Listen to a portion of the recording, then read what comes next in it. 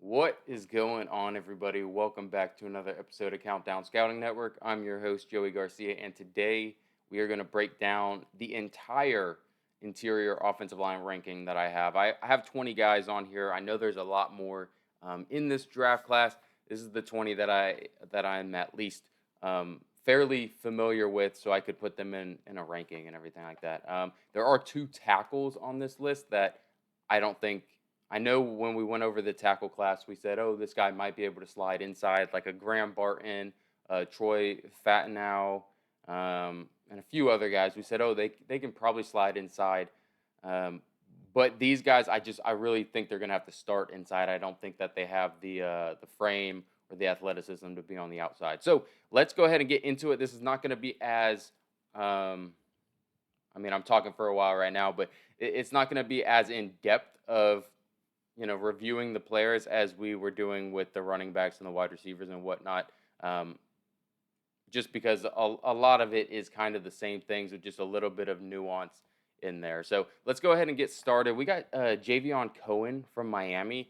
He's a guard prospect from Miami. He's a bigger body, a little, he's fairly powerful at that size. I just really didn't see him moving as well as I was hoping that he'd move to second level. And then he kind of just, he kind of also just gets beat a little bit too much on inside moves. So he's strong enough at the point of attack where he's not going to get pushed back too often. Again, I think this is a player that probably gets drafted.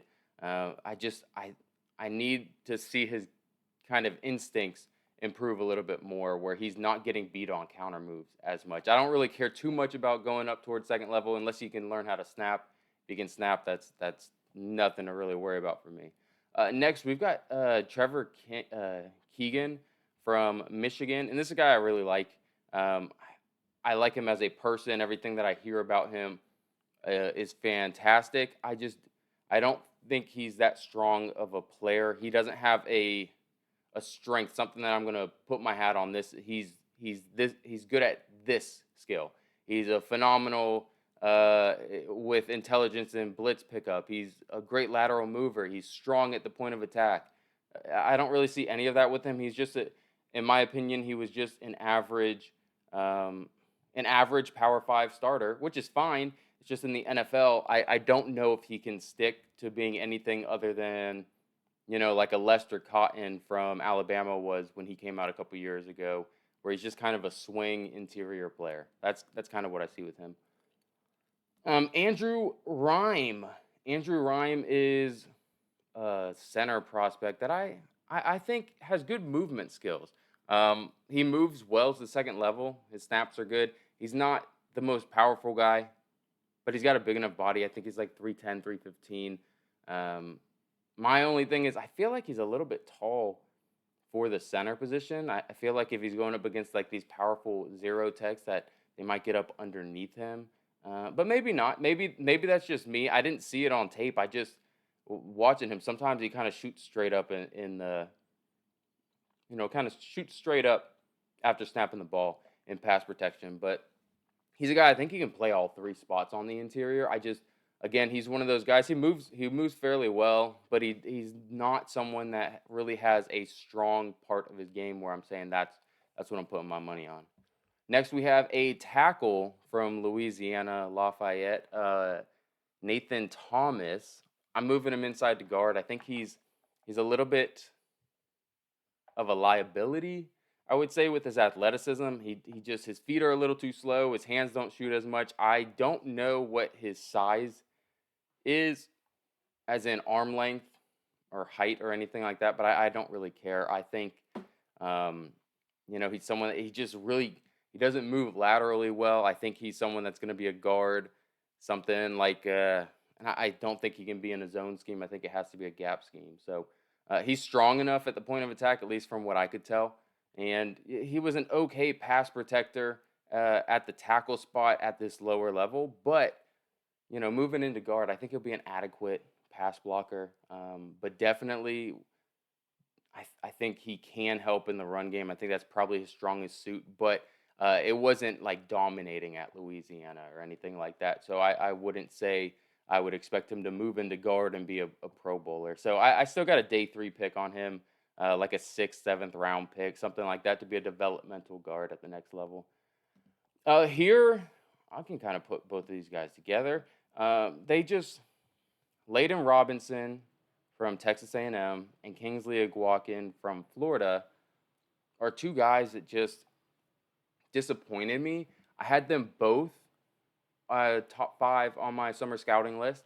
I thought Kingsley was strong, but could move really well. I thought Layden Robinson as well was a really physical uh, kind of freak where he can move well, could play all 3 spots of the offensive line. And this year, Kingsley was hurt for the most part, but Layden Robinson was just disappointing. I really don't know what to say. He just didn't live up to what I thought he would be. He moved fairly well, but he misdiagnosed blitz pickups and wasn't as strong at the point of attack as I thought he would be. Kingsley, I really was betting on upside, and he just didn't show anything this year because he was injured for the most part. And so that's kind of why I have him down here, is that he just hasn't had a full healthy season. And even, I don't know, even right now, I just in the Senior Bowl, he didn't look great for me. So that's why I got him down here. But again, it's a day 3 pick. We got Matt Lee from Miami. This is one that I kind of do like. I just think that he is scheme specific, team specific as well, just because his measurables. I think he's about 290, 295. He's sub 300 pounds. And so he's a center only guy. But he's very athletic. He's strong at the point of attack. I just am concerned about his measurables. I mean, he is a guy who was the dude? Was it Creed Humphrey? Did Creed Humphrey come in a little bit small and then that kind of pushed him down the board? I think he's someone kind of like that, where he's just small, pushed down the board. But Creed was phenomenal at Oklahoma. So this is just Matt Lee was just a very solid player. I think he could be an adequate starter at the NFL level or a backup player, but he's a center only guy and a scheme specific only guy as well. I think there's probably 3 or 4 teams that would touch him at his size. So that's kind of why he's down here. We have another guy that I actually didn't watch until later on in the process, Dylan McMahon. He is a center. I really don't think he can play tackle. I think he's tackle. I don't think he can play guard. I think he's another guy who's probably set at just being a center, but he's another very fluid moving center. Again, he's strong at the point of attack, just like I was saying with some of these other guys. They're fluid moving centers. A lot of these teams nowadays are going to a lot more zone schemes in college, just because you can find some more guys that aren't as powerful, but maybe a little bit more athletic as offensive linemen. But he's a guy who I really like the fluidity to get to second level as a center. Sometimes you don't really see that sometimes as a center getting to second level. So he's someone that has impressed me a lot. And then we got 2. We're going to do the whole thing now, but we got 2 Michigan guys here. We got Ladarius Henderson. That was the tackle that I'm moving inside to guard. And Drake Nugent, I think that's how you say his name, the center for Michigan. Ladarius Henderson, I think if you have to put him out there in a pinch, he can play tackle. He kind of reminds me of Robert Hunt, though, who came out of Louisiana Lafayette, played for the Miami Dolphins, and is now going to be a free agent this offseason, so we might be able to talk about him getting on a new team. But he is a very strong player that moves his feet fairly well, but he just isn't. I don't think his footwork is fast enough. I really don't. He did a good job pass protecting at Michigan, but I just really don't think his feet are fast enough. Nugent, the center from Michigan, I like his play a lot. I don't see anything like phenomenal in his game. I really don't, and I think he's a center-only prospect as well. So kind of like what we were talking about with Matt Lee, he's small. He really is small, but there's an instinct to his game that I don't see from Matt Lee or some of these other guys. Andrew Rhyme, Kingsley Aguakin from Florida. I don't see the instincts, the IQ, the blitz pickup. Um, it looks like he is calling a lot of the offensive line adjustments, and he's most likely gonna have to do that at the next level, unless they have a veteran quarterback in there. But yeah, I mean, he's very instinctual. He's very intelligent. It sounds like he knows what he's talking about. He knows the game, and he moves fairly well and is strong enough. I think he's a little smaller. He's on the smaller side, but I'll take a guy with IQ, with instincts, with the physical want to, the scrappy dog mentality that he has. It's almost like a Jason Kelsey type thing. And again, I'm not saying he's going to be Jason Kelsey. If I thought he was going to be, he'd be the number one guy on this list. I have him at 11 because I think he has some of those characteristics, but um, it's a little worrisome with his size. So the next guy we have is Wisconsin's Tanner Bortolini from, yeah, I said from Wisconsin. I think he can play all three spots on the inside, and that's kind of why I have him in here. He's a team first guy. He played a little bit of tackle for them. Mostly, I believe he played tackle just in practice and in scout team, but he played left tackle and right tackle for them a little bit in practice. He's a center. He's a guard. He played all five spots at the college level, even if it was just in practice. And he's just a fun player to watch. I don't really have much more to say other than he's a fun player to watch. He'll do anything you want. I don't think he's scheme specific. I think he can play. You know, I think he's probably going to mostly play center, but he can play some guard for you if you need him to. Cedric Van Pran. This is when we start getting into some of the fun, not as much projection picks here. So we got Cedric Van Pran from Georgia. He's a center. He can probably play some guard as well, but he is a physical guy. He moves well for his size. I'm trying to pull up his size right now. Yeah, 6'3", 310, I think is what he came in at. But yeah, he moves very, very well at 310 pounds. But he's also strong at the attack point. He gets good leverage, and he can snap the ball. I think he can run gap. He can run zone. He's a guy that can really do it all. Very versatile player. I think this is a day two guy, probably like a third round pick. Let's go to Zach Zinter, guard from Michigan. We got so many Michigan guys on here. I think all five Michigan offensive linemen are going to the draft this year. But Zach Zinter was a guy who ended up getting injured the back half of this year. I didn't really let that affect me too much because I think he's going to be fine at the start of practice. But very dominant in his run reps, in his pass blocking. He moves the second level very, very well. This is probably I'm trying to think of who else I have. This is my fourth favorite guard in this class, but he might be a guy who is the most successful whenever it's all said and done. So let's go to Bo Leemer, the Arkansas center. He can probably play all three positions. He's a very, very strong guy. He has trouble moving laterally. I think he moves laterally enough where I'm not worried about him being a guard in any scheme. I would say a wide zone probably not for him. He can work with something that's 50% in inside zone, but I think if you work with him as a gap guy, he reminds me of dang it, I just had the comp too.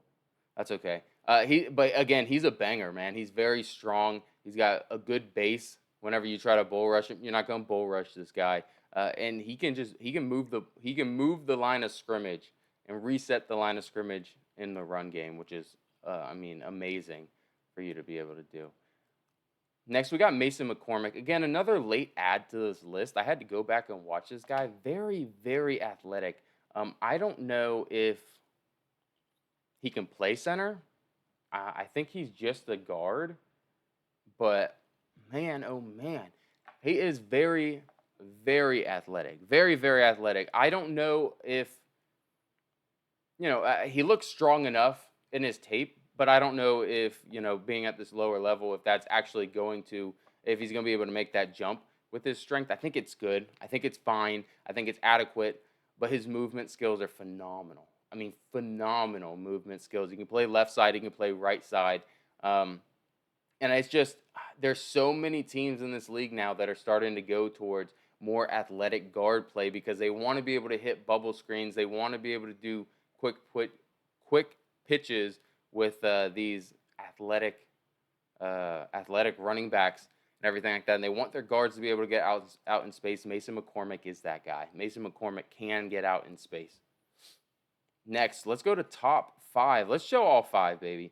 All right, we got Christian Mahogany from Boston College. He is, excuse me, he is a guard prospect from there. He can play both sides. I thought he was very, very, you know, I don't really know how to say it other than these next 5. Obviously, we got. Let's just talk about these 3 together. Whoops. If I know how to use the computer. There we go. Let's talk about these 3 together. Christian Mahogany, very well-rounded and versatile prospect. I thought he was very athletic. I think he's got enough power, if not above average power, honestly. I think he's a very versatile guy. I think this is probably a second-round pick. I think these next guys are first to second-round picks because Mahogany is athletic and strong, can play both sides of the line.